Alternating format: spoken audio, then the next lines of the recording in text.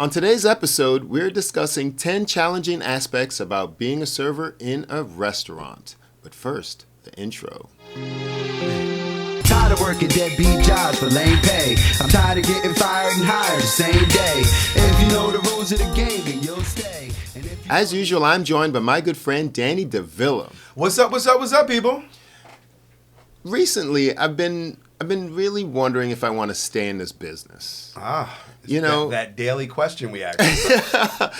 You wonder, do you want to continue this tightrope walk? Yeah.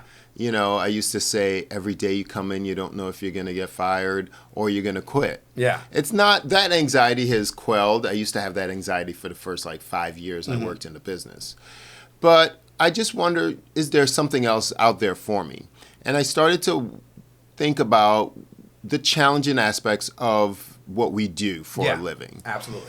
And the first one is quite obvious. It's the unpredictable income. Mm-hmm.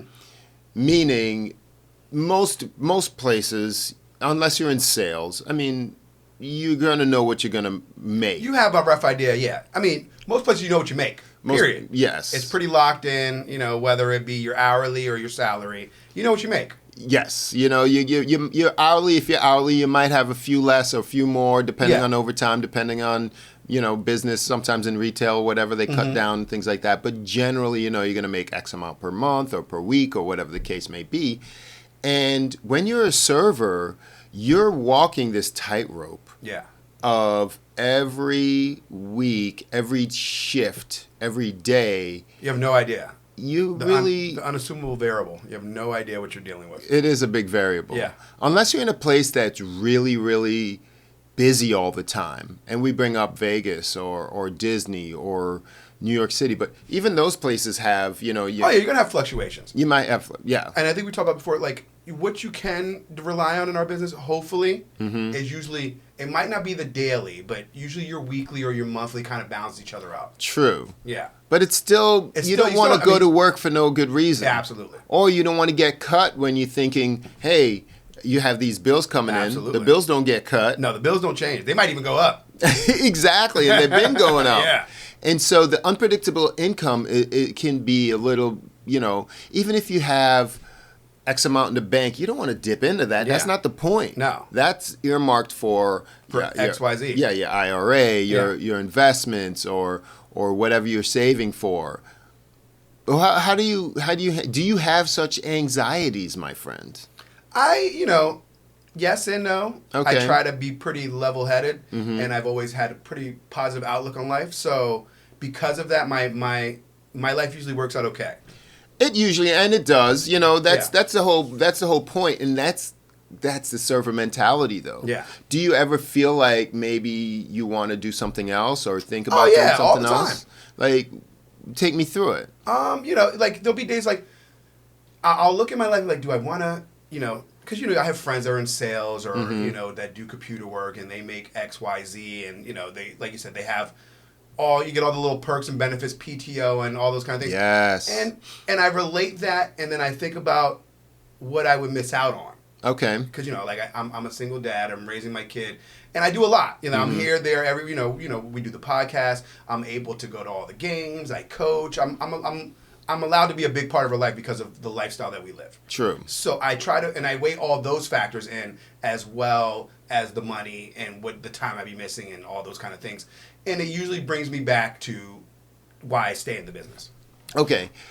I guess I'm further along than you are, as far as my daughter's a little bit older than yours, but more importantly, she's more self-reliant. Yeah. And so that was a big deal when I never really had those thoughts about doing something else because of the flexibility in the time. Schedule. Yeah, exactly. Yeah. So the flexibility in my schedule really allowed me to never have to rely on daycare, never have to rely on babysitters and things like that. Me and my wife at the time, we worked opposite schedules, so I covered day, went to work at night. She covered night. I went to work. She went to work during the day. And so as we're talking about it now, I get what you're saying. I never really want to do the natural transition progression that people do when they're servers, which are they go into some other sales job, they go into real estate, they go into working for, like liquor sales or wine sales and things like that. What's the other big one? There's one more that I'm missing that servers go into. It's like management. We talk about management. Very few even want to do that. No, but that's not. No, management is a completely different consideration.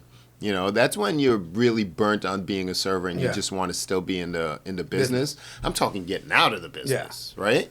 I mean, it's usually sales, like you said. It's like whether it be real estate or car sales, liquor, some kind of sales. I mean, you have that natural sale mentality. So true. You're gonna gravitate towards something like that naturally.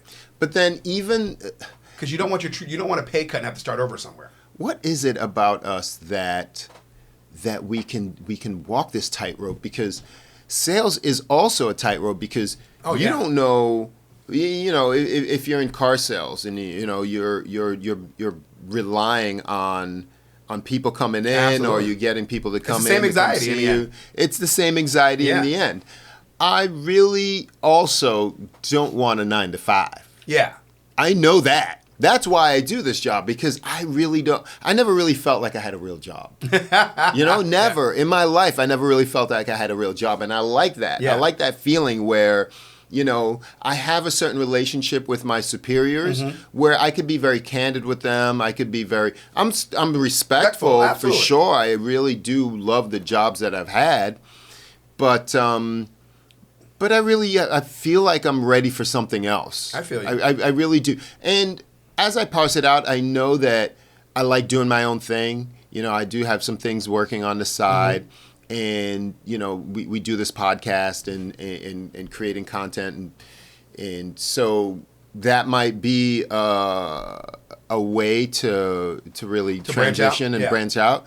But I don't know if I really want to be gone from 8 to 5 or, 5 to, Yeah, the whole 9 to 5 thing, sitting at a desk, I couldn't imagine for that long. Oh, going to work in traffic. Yeah, all those things. Having to log on a computer, dealing with mid management and stuff. Oh my God, it sounds terrible. It sounds terrible. Oh, I like the freedom. Your boss's boss and this, that, yes. XYZ, and yeah.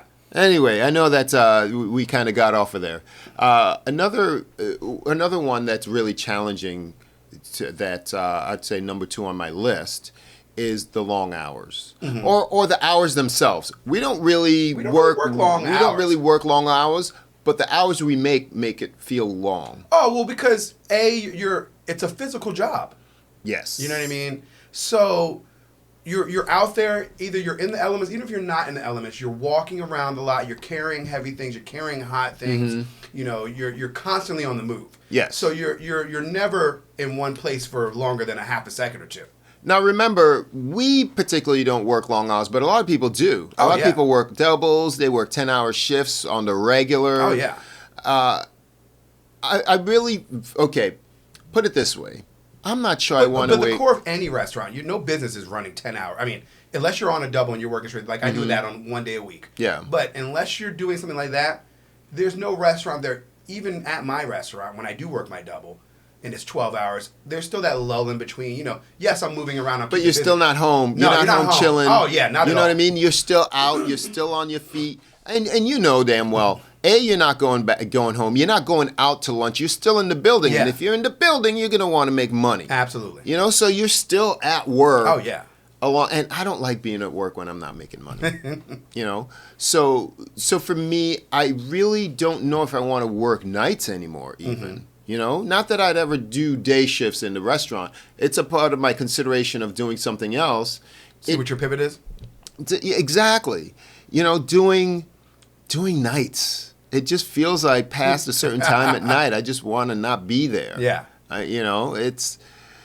And I've been doing this for over,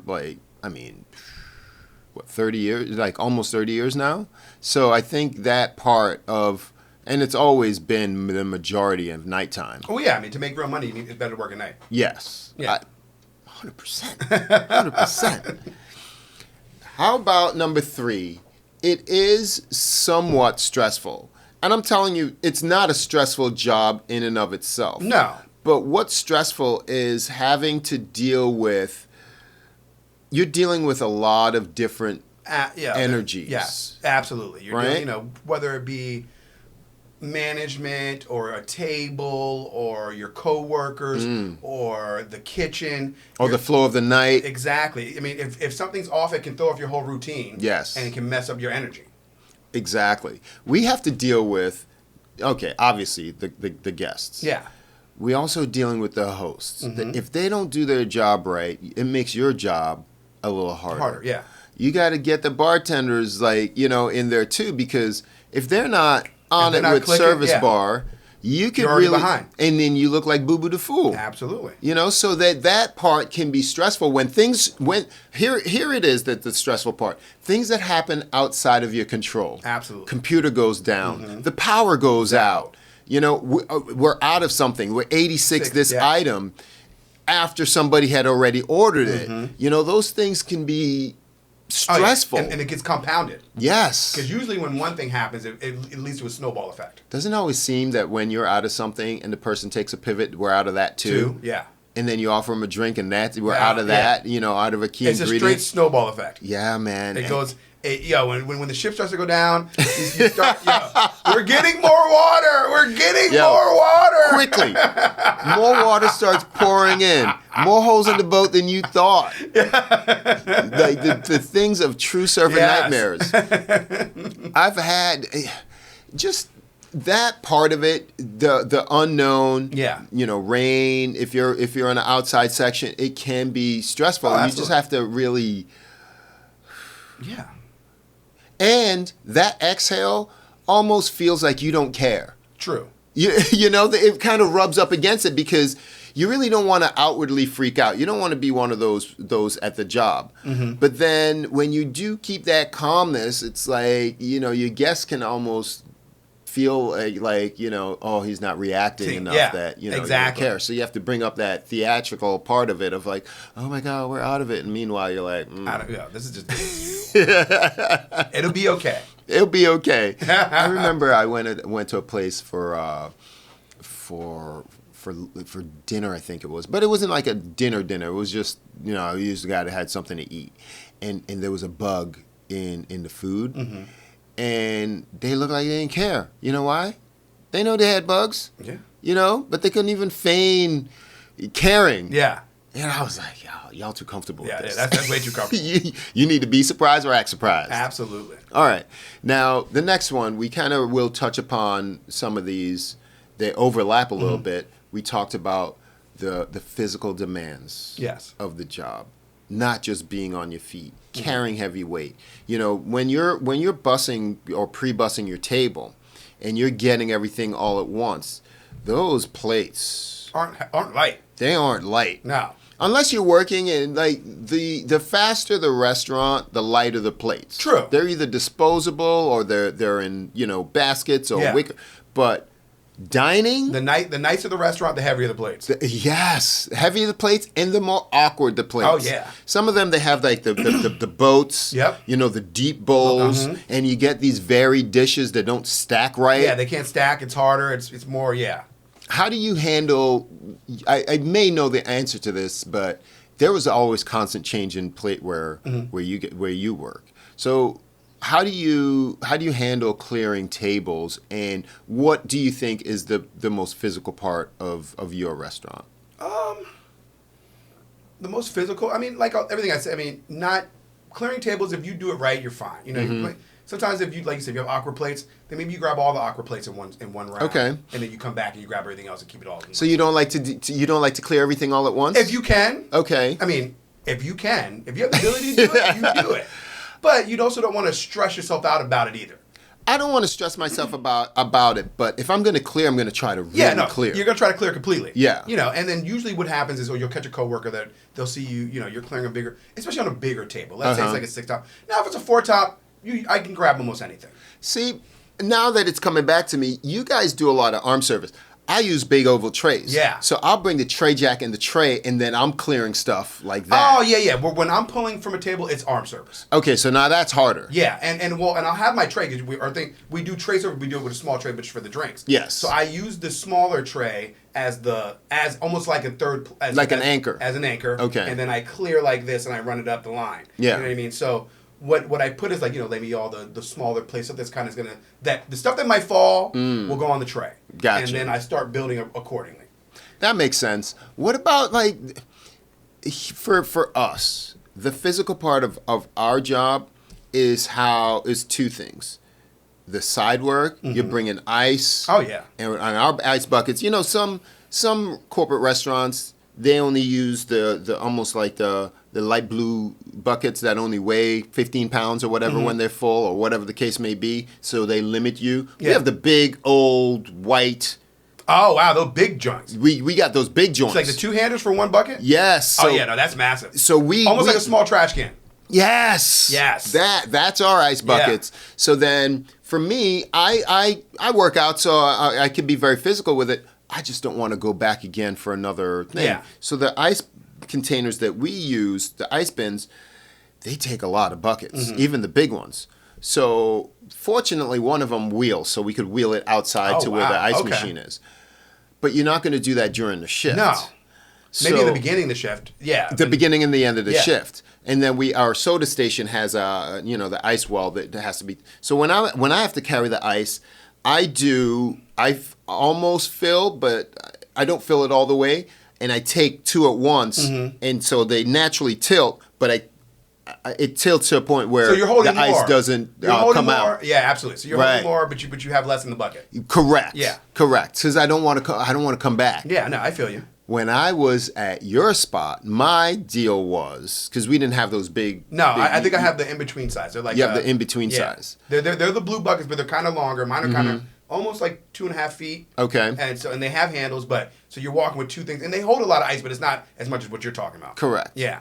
What I did to hold that, I will double bag the strong ice bags. I mean, the strong garbage bags, and I'll fill it, and then I'll twist it around. Now hump that over like Santa Claus, and then I'll dump that whole thing, and I'll get it in one shot. Yeah. It's a little risky. That's why I double bag it. Yeah. If you don't double bag Oh, it, you're SOL. you can make it, but if it snags on something, Oh, you're finished. oh my gosh, The ice is everywhere. ice everywhere. Everywhere. Ice, baby. Another challenge that servers have, we're on number 5 now, of working in a restaurant, is dealing with difficult customers. Oh, yeah.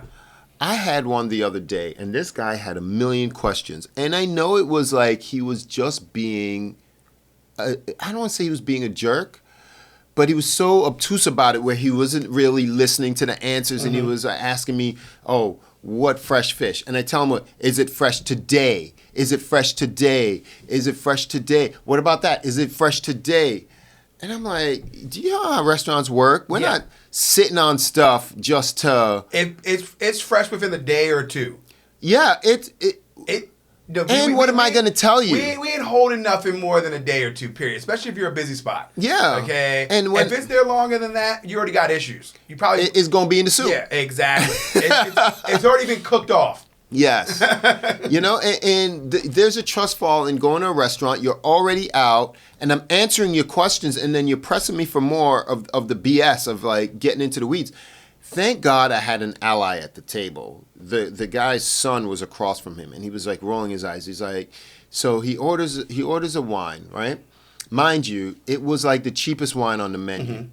It was a Pinot Grigio. Then he was like, oh, it's to this, it's to that. And then he was going to order something else, and the kid was like, "It's fine. It is what it is." Yeah. You know what I mean? You ordered the cheap wine, and inside I want to be like, "Yo, you're not tasting it to see if you like it. Yeah, you're tasting it to see if it's not it's spoiled. bad. Yeah, Exactly. it's not bad, but I don't. It's not my place to say it, but." And then I did a little, hey, thank you, as I poured the wine, and that was just the beginning of this guy. So. Difficult with the fish thing. When I tell people something like that, I go, and because we're a busy spot. I say, look around. Yeah. Do you think I'm running out of food? Okay. Yes. Yeah. You think I'm just keeping it here? Like I'm sure. I'm like, we're busy. Okay. We're not some You're not the only table in here, okay? We run out every day. We're running out of shit on a regular basis. You know what I want to tell him, like, every time? I'd be like, you know, we're out of that anyway. Yeah. But he was just so, like, it was fish after, like, and I just walked off. We mash up the last one.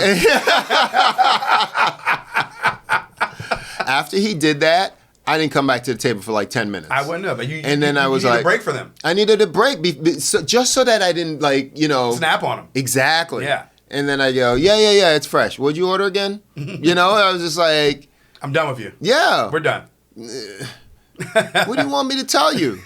Like, really, what do you want me to tell you? It's from 2 weeks ago? Yeah, that wouldn't even happen. We'd have thrown that shit out. Just like you throwing out your house, okay? You're not keeping stuff that's bad. You going to the grocery store going, is it fresh today? Is it fresh today? Exactly. You know, why are you acting a fool here? Like, sometimes people lose their minds when they go to sit down at a restaurant. It's a meal. I guarantee you're going to have another one. You probably ate 3 times today. Absolutely. Yeah, difficult customers really can assassinate the whole night. Oh, yeah. You know? But I think it's really important to just not change your energy for that one table. No, yeah, you have to just let it go, let it fly over you.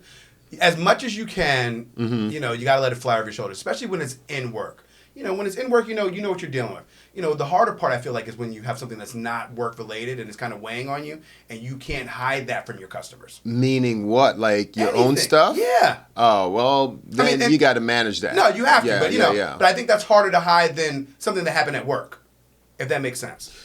I'm the opposite. I feel that's easier to hide because when it's at work, you're in it. True. At least when you're at work, that could be your escape. Yeah. You know, if my floor's tore up or my roof's off or whatever, I might be a little distracted in the short term.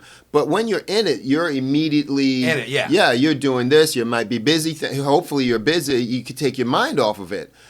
But when you're, you know, you got to deal with this person in your own section. Oh, man. And I can't hide my face. Yeah. It weighs on you. Yeah. And that was, but I've been in it long enough and I was just like, all right. Well, I'm more saying like the compounded. Like if you have something outside and then you deal with what you're talking about. Then that's not good. That's harder for me to hide. You know what I mean? I got you. Yeah, like you said, I'm hiding it naturally, but now you compound it on top of it. You caught me on the wrong day. Because you're already off base. Yes. You know? Exactly. Let's say 110 and you're always a 5 or maybe you're an 8 and then you're salty at a 2. Yes. And then you come in and you put on that fake smile, which you do, and then this guy's like pushing you with the bullshit. Yes. Oh, that's tough too. Yeah. I forgot about that compounded stuff. It's hard to keep it light at that point. Oh, absolutely. But that's why you're professional. That's why you gotta do what you gotta do. Yeah. All right. So the next one is number 6. Mm-hmm. Limited job security. True. It goes both ways though. It is limited at the restaurant, but once you have experience, you have the ability to go almost anywhere you want to go. Now, does that make sense? That's a great point because as limited the job security is, what you're saying is once you're a server, you can get a job almost anywhere. Absolutely. Almost anywhere at almost same time tomorrow. Exactly. I agree with that, and that's one of the benefits. Of being in this industry. You do have some kind of job security in the grand scheme of things. But say you like your job, say it's down the street from where you work. And to find that niche and then have to go through training. We talk about this all the time. Going through training and going through the routine. Going through the bullshit. That's the bullshit. That's a pain in the ass. Yes. Starting over. Yes. Do you want to start or be at the bottom of the totem pole, especially when you worked your way up? Dealing with new customers. New personalities, all across the board. Yeah, that's... And that's probably one of the longest reasons why I still stay at my job. Instead of transferring over, doing something different. Yeah. Because, I have this certain comfort level. My schedule's the way it is. I have regulars that come and see me. I have, you build a rapport and you for the most part I'm at the point in my stage where I'm at is like the unpredictable money part I don't really worry about because of the regulars. Because of what my schedule is. Because of I've already built up a rapport. True. I get that. I always say, I want this to be my last restaurant job. Me too. I think I've come to the end of my career when it comes to restaurants. Absolutely. And in any capacity. I don't want to be a manager. I don't want to be a bartender. I can't see it. You know, I definitely don't want to own a place, but I do like, you know, I'd be a consultant. I like the overview of things. I like the logistics of things. I do love the restaurant business. That's why we do this podcast. Maybe that's what we'll do. We'll become consultants. You know, we could transition into that. So yeah, it's something to consider. Absolutely. Now, there is a certain amount, we'll go number 7. There's a certain amount of multitasking, which as I think about it, I'm good at, right?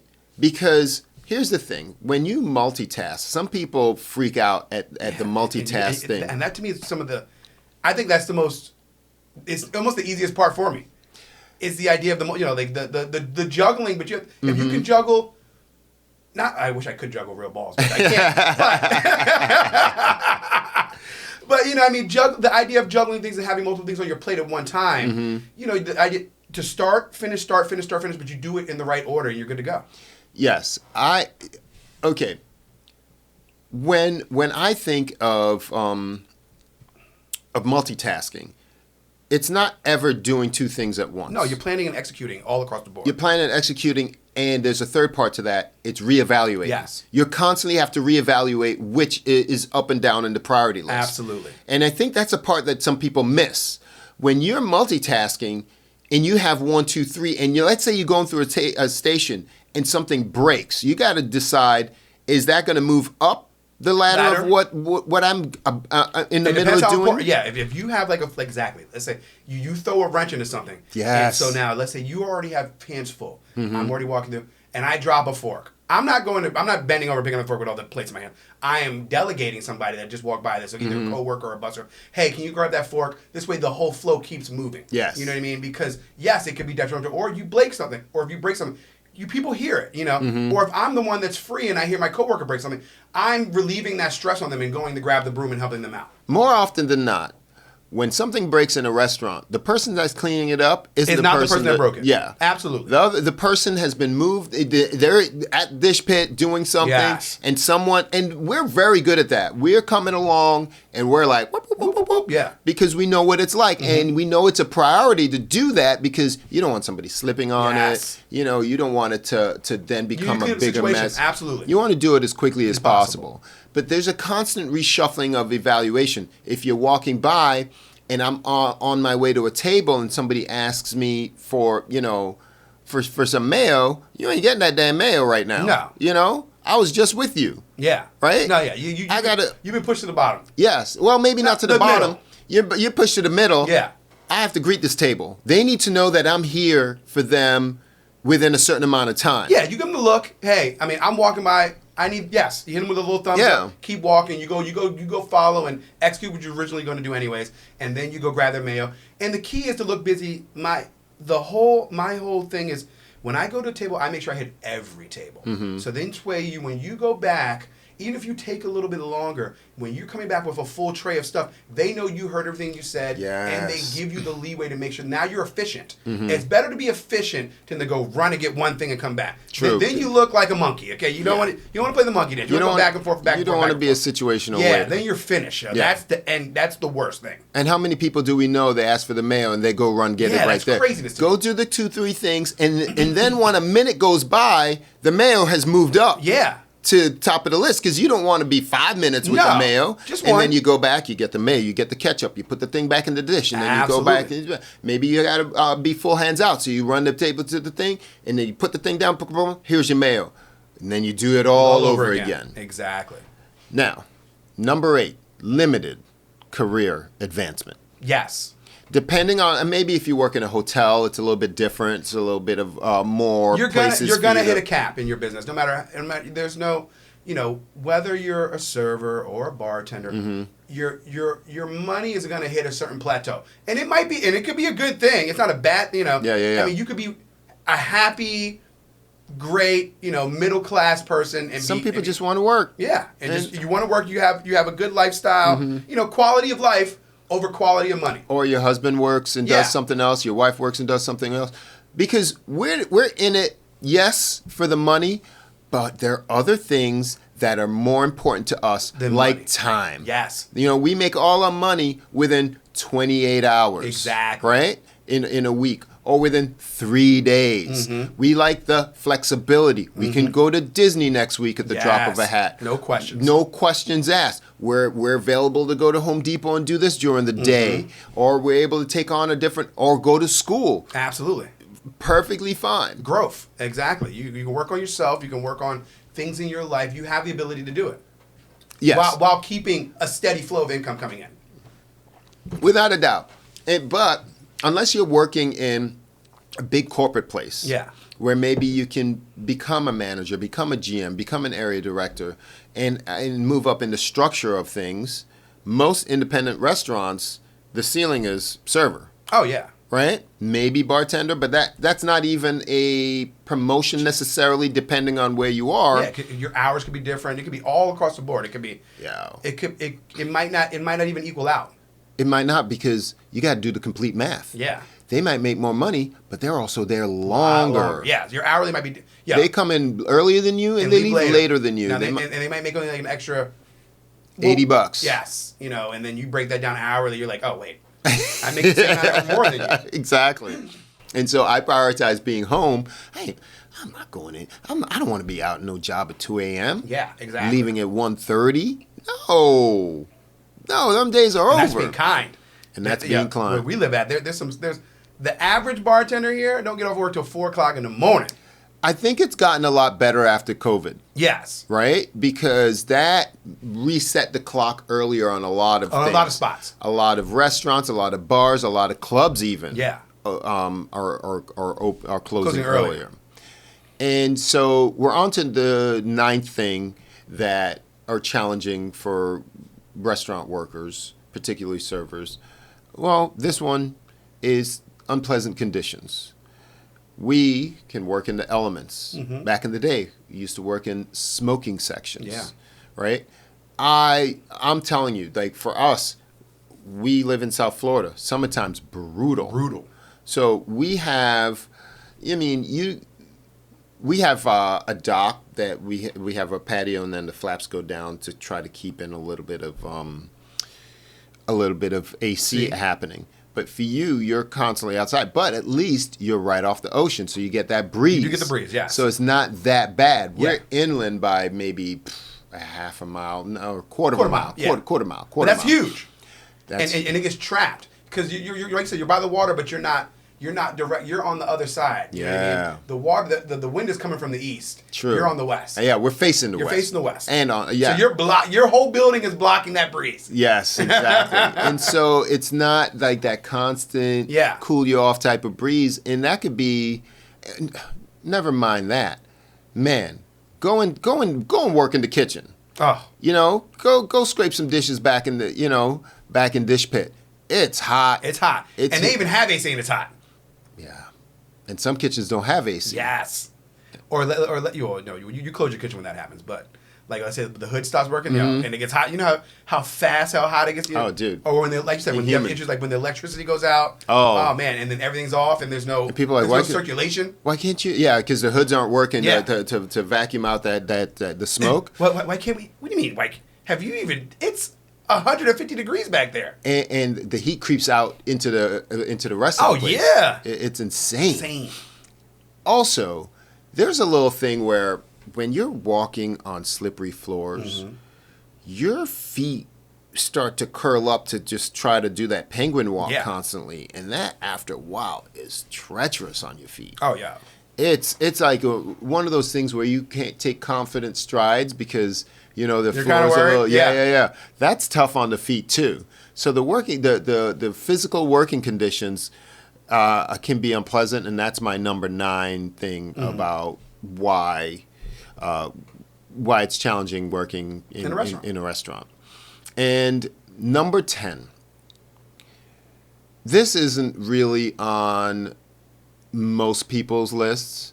It's the emotional labor that we expend when we deal with so many personalities. I have people at the job that I don't think they understand their impact. You're mentally exhausted. Yes. Yeah. I don't care what happens in your life. I don't care. Right? Why are you bringing in constant bitching, constant complaining, constant you're erupting at things?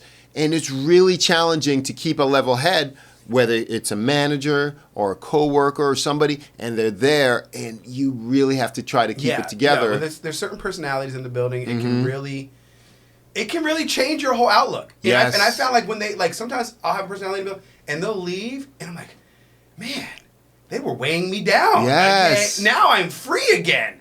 Oh, it is such a freeing thing once those people walk out. 100%. We're mandated of being friendly. Yeah. But if you don't have everybody being friendly and they're constantly bitching about this or that, and they don't understand in their own mind the impact that they're doing, they think everybody loves them. Yeah.